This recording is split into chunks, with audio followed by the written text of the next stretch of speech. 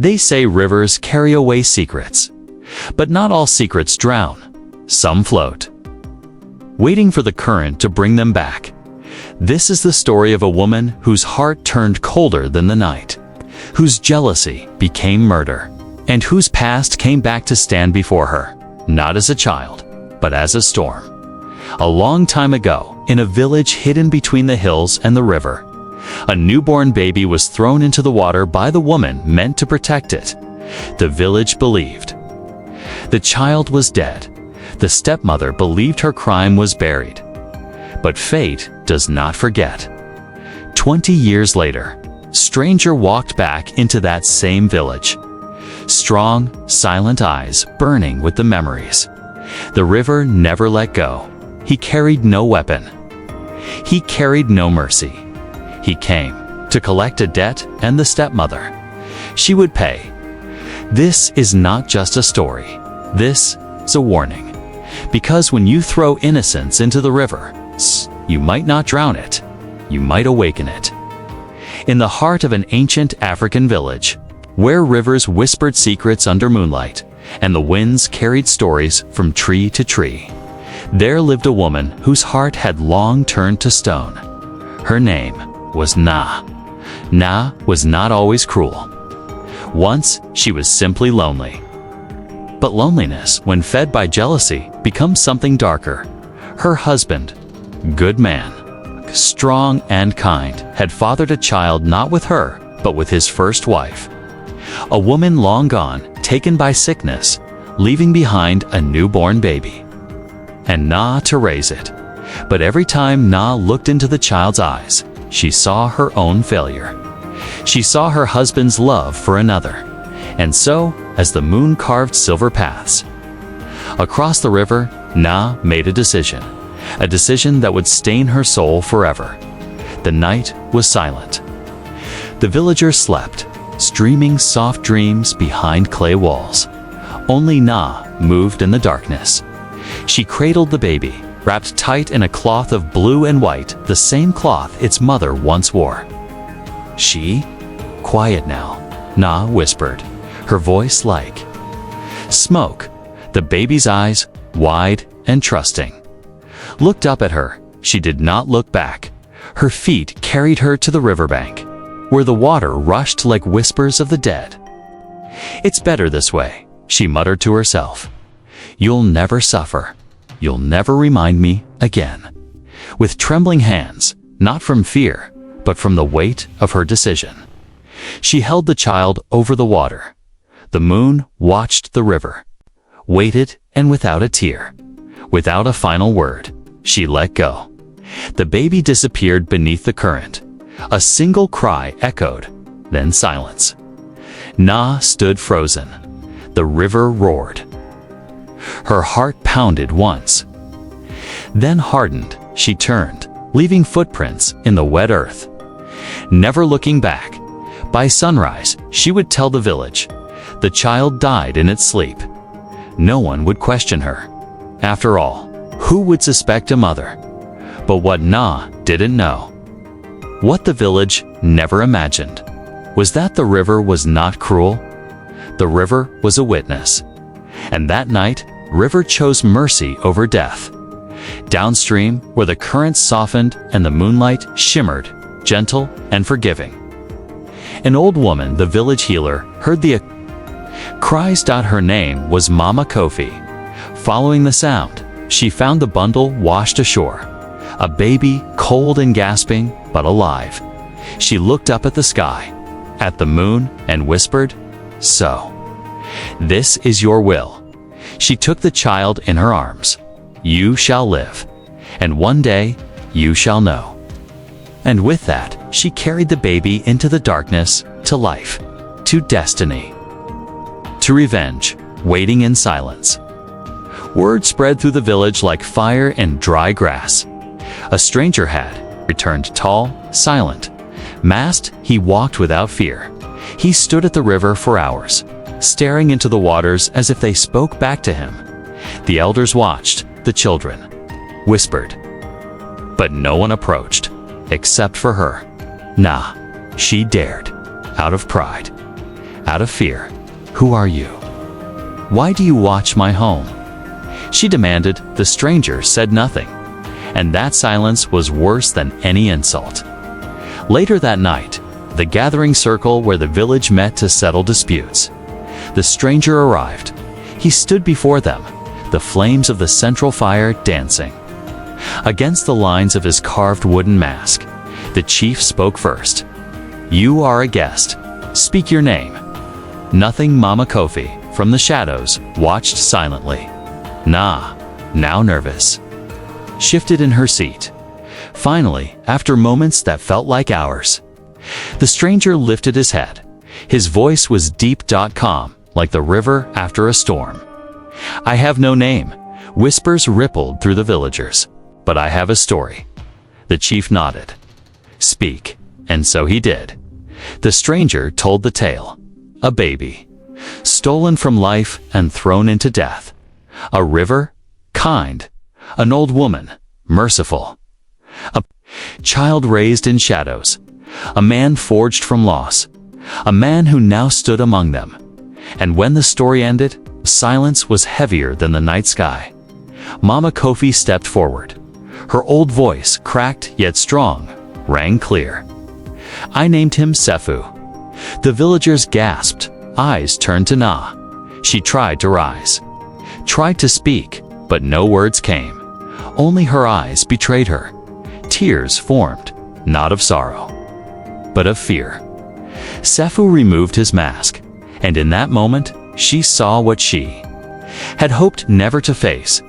The baby she once threw into the river was now the man standing before her, alive, strong, silent. She collapsed to the earth. "Mercy, please. Mercy," she whispered, but Sefu did not answer. Instead, he turned to the village. "You honored a liar. You praised a murderer." The chief lowered his head in shame. We did not know." Sefu's voice softened. "Now you do." That night, no sleep touched the village. Na sat alone. Outside her hut, no one came to comfort her. Not even the husband whose trust she had betrayed. Her crime, once swallowed by the river, had returned. On 2 feet, justice, patient and cold. And yet, Sefu had not raised a hand against her. Not yet at dawn. He stood once more by the river. Mama Kofi approached him, her voice heavy with both pride and sorrow. "What will you do now, my son?" Su looked at the water. "Let the river decide." And so, the villagers watched in silence as Na was led to the riverbank, the same spot where once she had stood, holding a child she chose to discard. Now, older, broken, she stood with her sins laid bare. Sefu said nothing. Mama Kofi said nothing. Even the river whispered, no judgment, and in that silence, Na broke. "Forgive me, please. I was jealous. I was angry." Her voice faded, choked by regret. Sefu stepped forward, but instead of punishment, he simply said, "I will not dirty my hands with your past." He turned away, letting the village carry its shame, letting her carry her own guilt. The villagers abandoned her. She lived alone by the riverbank. Days turned to weeks. One night, during the full moon, they found her body beside the water. The same water that once spared Sefu. Her life ended not by force, but by the weight of her own remorse. Justice had been served, not by vengeance, but by truth. And Sefu, he never stayed. He left the village behind. A man of silence, a man of justice. A man whose story would be told long after the river claimed the rest. Sefu never looked back. The village faded behind him like the last embers of a fire. But his name, his story flowed like the river itself, finding its way into every heart and home across the land. Everywhere he walked, people whispered, "That's the man the river saved. That's the child who returned from death itself." Mommy. But Sefu didn't seek fame. He sought purpose in distant villages. He taught children to listen more than speak.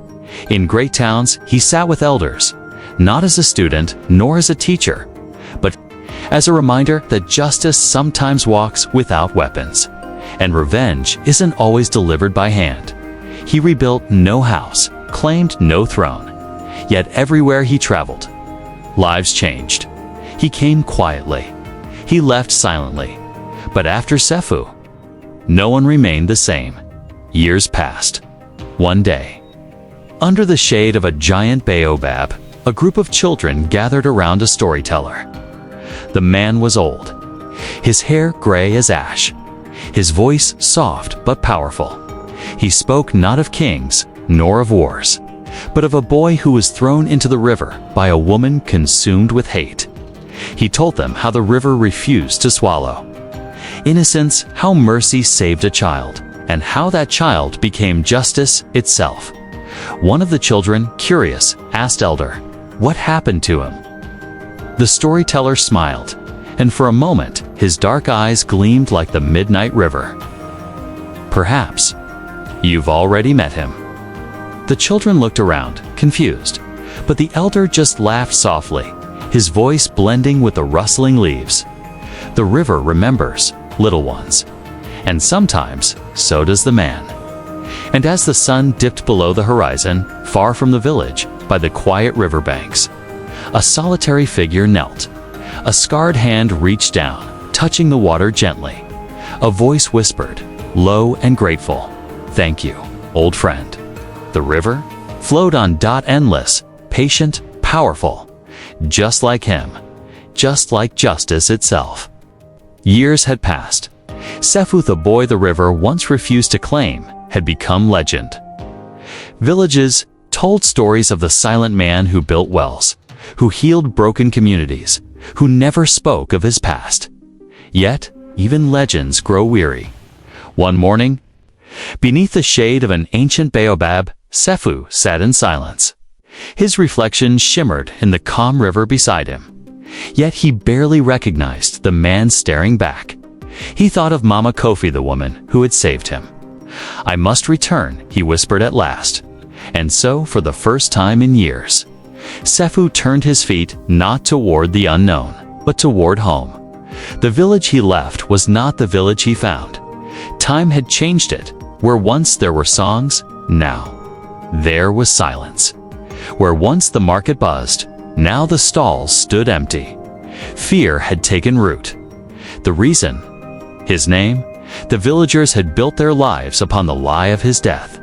When Sefu's truth had been revealed, their shame consumed them. Not stepmother, who once ruled with pride, was long dead, buried near the river's edge. Her story? Now a curse haunted the village. Parents whispered warnings to their children, "Speak only truth, for the river sees, and it remembers." Sefu walked through empty streets, doors closed as he passed. He heard whispers, "He's back." The river child, the ghost. But Sefu didn't seek their fear. He sought the only voice that mattered, Mama Kofi. At the edge of the village, beneath her crumbling hut's roof, the old woman sat waiting. Her eyes, though clouded by age, recognized the shape approaching. "You came home?" She smiled weakly. Sefu knelt beside her, his voice soft.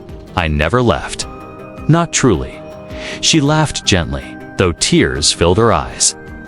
"I have one more lesson, my son." He bowed his head. "I am ready." She reached out her frail hand, placed it upon his chest. "Your heart is full of rivers now, not one, many." Sefu frowned. "I don't understand." Mama Kofi's voice faded to a whisper. "You were saved, not for yourself, but for the world." Her hand fell, her breath stilled. Mama Kofi. The woman who once plucked a dying child from the river was gone. Sefu sat in silence, for hours, for days. Then, when dawn broke over the hills, he stood taller, stronger, wiser, not because he had power, but because he understood his life was not a story of revenge. It was a lesson And now, he would carry that lesson. Beyond rivers, beyond villages, to the ends of the earth. Sefu stood over Mama Kofi's grave. She had been his mother in every way that mattered. She had given him not just life, but purpose. Yet her final words echoed in his mind. Your heart is full of rivers now, not one, many. He did not fully understand, but he knew one thing. He could not remain in the village. Of his birth, not as its shadow, not as its reminder. He would become something larger, not a man. A symbol, a lesson, a river, so. Once more, Sefu left the village behind. But this time, not as the boy hiding behind a mask. Not as the warrior seeking silence. Now, he walked as the teacher. And his first lesson would begin in the land where no rivers flowed. He crossed deserts for months. He wandered across burning sands. Villages along the edge of the desert told stories of a drought lasting 10 seasons. Children no longer played. Elders no longer sang. Instead, people waited for death, thin and hopeless. When Sefu arrived, no one noticed. But on the first morning, he began digging. Without asking, without announcing. His hands, calloused and strong, moved sand grain by grain. When villagers asked why, he only said, "The river sleeps below." They mocked him until water came. Not much, but enough. Enough to believe. Enough to hope. And so, they dug with him for 40 days and nights. Men, women, and children worked beside the stranger they called the river walker. When fresh water finally erupted from beneath the ground, people wept more than they drank. Sefu did not stay for their thanks. He moved on. His lesson had been given. Where rivers sleep, we must awaken them. Across the lands, Sefu traveled. Each place he reached, he left behind wells. Crops, hope, but no name. Children told stories of him. Elders told lessons inspired by him. But none knew where he slept, or if he even slept at all. They said he walked until the earth itself forgot him, and yet his work remained like rivers, silent, powerful, townsend in one great city. Corrupt rulers ruled with fear. Sefu entered as a beggar. He watched quietly as greed consumed the market. As injustice ruled the courts, he watched, and then he acted, not with swords, but with stories. Every night, he sat at the city gates, telling tales of villages saved by silent men, of rivers refusing to swallow innocence, of men who became justice without spilling blood. And slowly, the city listened. Slowly, its people changed, not by command, but by choice. The rulers threatened.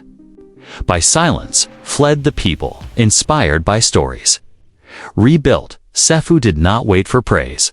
He walked on, and behind him, stories flowed like rivers, down everywhere. Thanks for watching. Hoped you liked it. If you watched till the end, please comment "end" so that we could understand you were with us till the end. As well as, please let us know where are you watching from. Before leaving, please hit the subscribe button. Comment your thought, and share with your nearest and dearest one. See you in the next one. Until to the next one, stay happy. Goodbye.